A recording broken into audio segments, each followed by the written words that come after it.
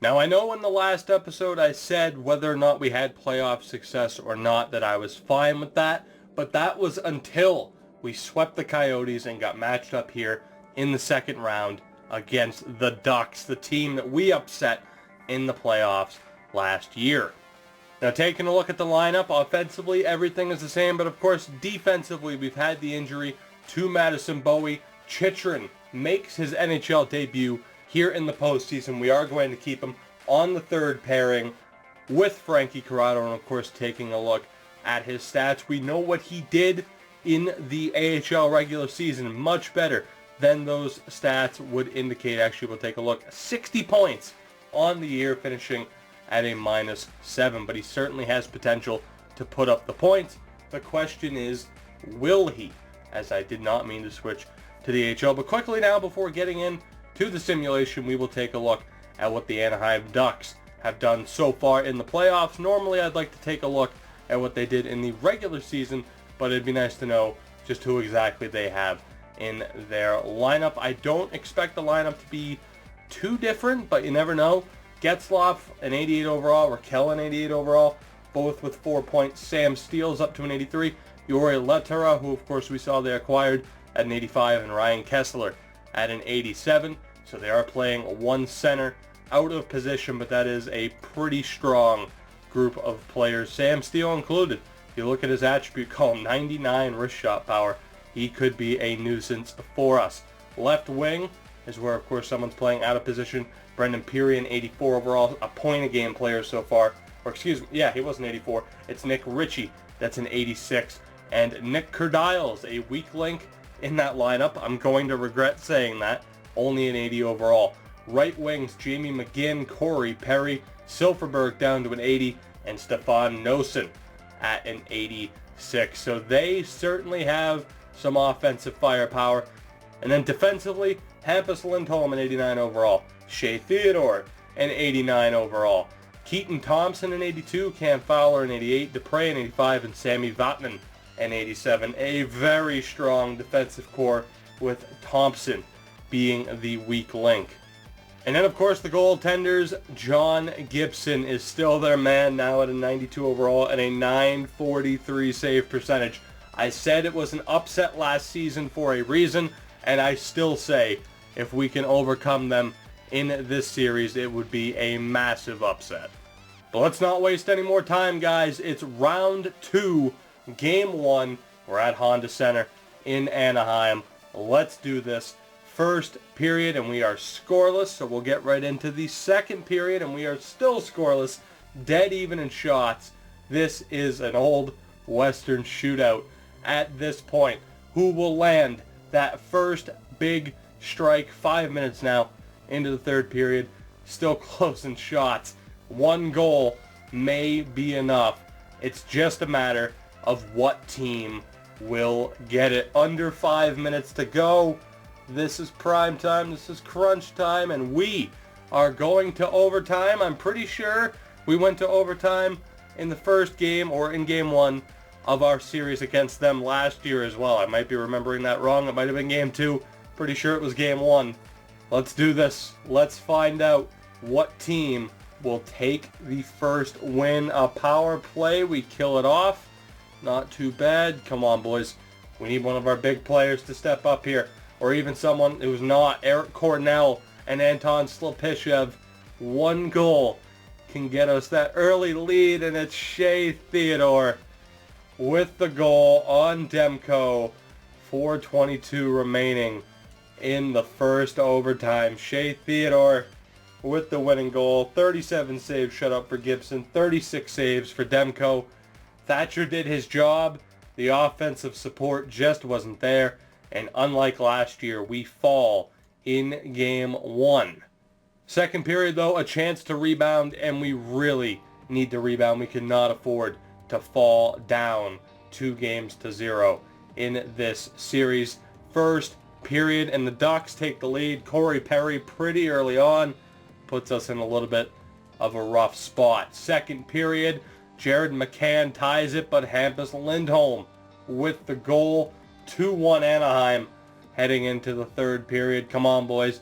Drouin, Stamkos, Matthews, Elias Lindholm, Jimmy Vesey. A lot of our players have been quiet, or actually they've been dead silent so far in this series. 5 minutes to go. Can we get a goal, or is that going to be it? And that is it. It is a 2-1 victory in Game 2 for the Anaheim Ducks as they take a 2-0 series lead. And that is not the way I was hoping for things to start in this series. Madison Bowie is available. We will probably put him back into the lineup. That is a really rough start to this series, guys. Chychrun is only a -1. Corrado still a +4. I am going to sit Chychrun here. I know it might affect his morale a little bit, but we got no choice. Madison Bowie is undeniably the better player at this point. Question is now, do we shake up the lines at all? Eric Cornell, 2 points, man. That fourth line is just silent at the moment. And I am going to make one move.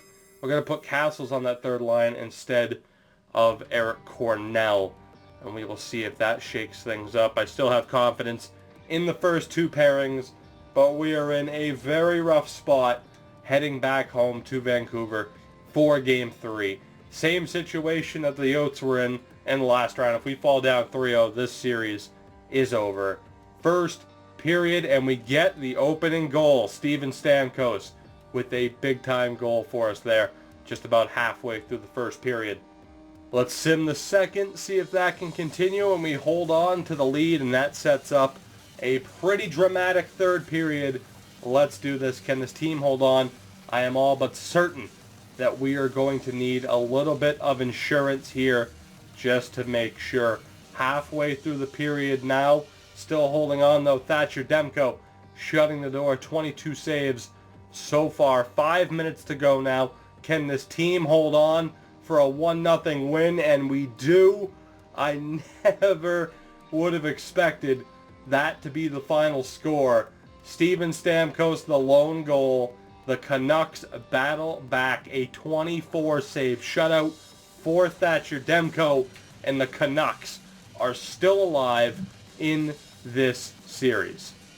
Game 4, a crucial Game 4. Can we tie this series up, or will we head back to Anaheim with our backs against the wall and with a 3-1 deficit facing us?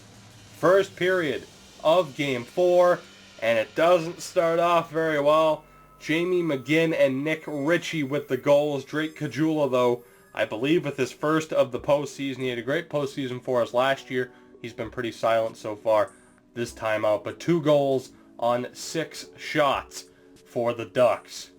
Second period now. Can we get it back? And we do. Jake Virtanen with a big goal just over 6 minutes into the period. And it once again sets up a dramatic third period where, again, the next goal very well could be the decider. And Brandon Peary is the one that oh my God. All right, well, Brandon Peary gets a goal. Laterra gets a goal. Both from terrible angles. And that is going to be it for Game 4. 2 goals, Thatcher Demko. I mean, I'm sure there were screens in front, but just 2 shots that Demko has to stop. We fall 4-2. We are certainly not playing Anton Khudobin anymore. John Gibson shutting us down, and our backs are against the wall. We have to win 3 straight games, 2 of which will be in Anaheim. Before what could be our last game of the season, we've gone with a little bit of a lineup change. Jimmy Vesey, Drake Caggiula, and Elias Lindholm will now be the second line. McCann, Virtanen, and Eric Cornell. Horvat, Castles, and Anton Slapishev. The defensive pairings remain the same. And do I expect us to extend this series? Maybe.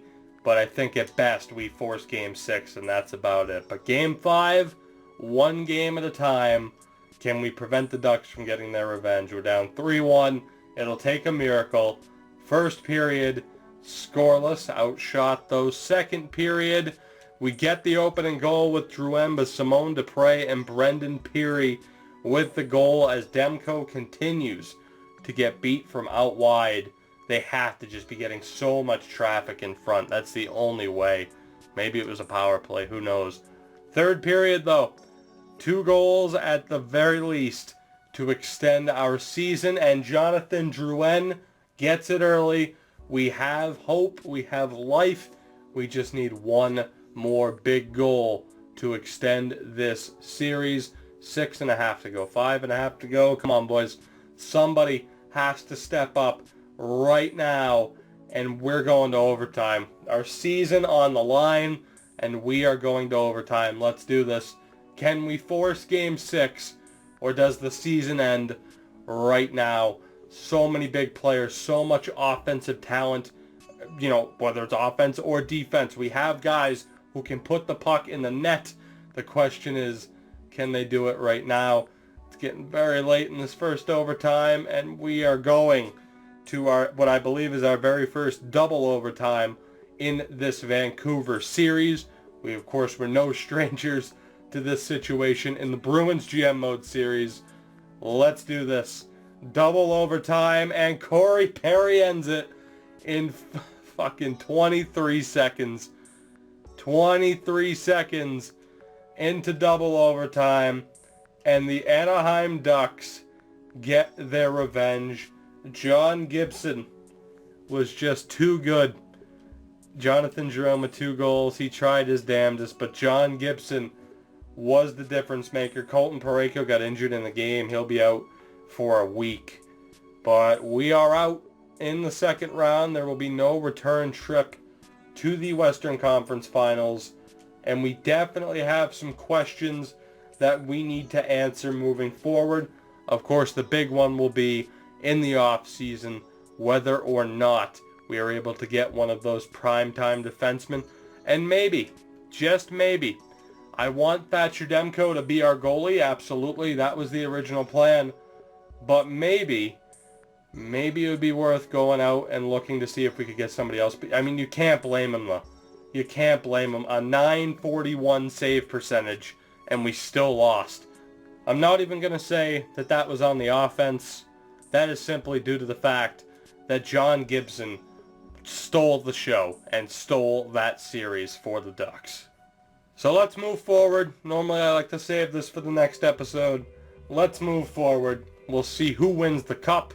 We will see who wins the awards. And then in the next episode, we will get into the draft. Of course, I like to do this just to maybe throw a couple of people off. You know, you never know what to expect. You know, a lot of people always try to judge it by video length, how long we've made it or how far we made it into the playoffs. And as we said, is it disappointing to get eliminated? Yes. Did I expect to make it past the Ducks? No. Would it have been nice considering we knocked them out in the first round last year? Yeah, it certainly would have been nice, but they get their revenge. Question is, did they go on to win the Stanley Cup? And they did not. Montreal wins their first cup since 1993. The Providence Bruins win the Calder. So that is that's pretty bittersweet, as Montreal becomes the first Canadian team to win it in all these years. I was really hoping it would actually be us. That was kind of a goal that I did not really say. But the Montreal Canadiens are your Stanley Cup champions. They beat the Ducks in 6 games. So I suppose I would rather have That's tough. Do I want the team that beat us to win it, or did I want Montreal to win it? They beat Boston and Washington in back-to-back Game 7s, and I actually meant to take a look at the Calder Cup playoff tree. Providence overcomes two series that went to the final. But overall, an interesting finish, as in back-to-back years we have been eliminated by the team that eventually became the Western Conference representative in the Stanley Cup final. As we already knew, Steven Stamkos wins the Art Ross Trophy. He also wins the Hart Memorial Trophy. I cannot necessarily disagree with that. Drew Doughty wins his 3rd straight James Norris Trophy. The question is, will that Norris winner, will Drew Doughty be on our team next season. It is a possibility. The Lady Bing goes to Steven Stamkos. So my God, he has just racked up a ton of hardware so far. Sherbach is the Calder winner. Conn Smythe goes to Carey Price. Vezina goes to John Gibson. Not surprised after what we just watched. He also won the Jennings. Masterton to Marchenko. Patrice Bergeron wins his award. Stamkos wins the Ted Lindsay. And Taylor Hall wins the Rocket Richard. So an amazing season for Stamkos. And that was one of my hesitations in not making a trade for Ekman Larson or somebody like that.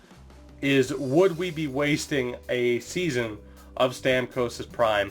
But we did make the playoffs. We were competitive, so I can't necessarily say that we wasted a year of his career. Brett Connolly winning some hardware. Did we get any hardware down in Utica? Mike Smith, best goalie in the AHL for the Portland Pirates.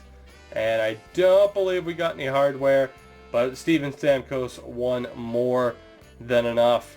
That'll do it for this episode, guys. A disappointing end to another solid season, but next year is where business picks up. Next year is where we no longer have an excuse and our cup window opens. The question is, can we get our hands on a elite defender to be the future D partner with Chychrun?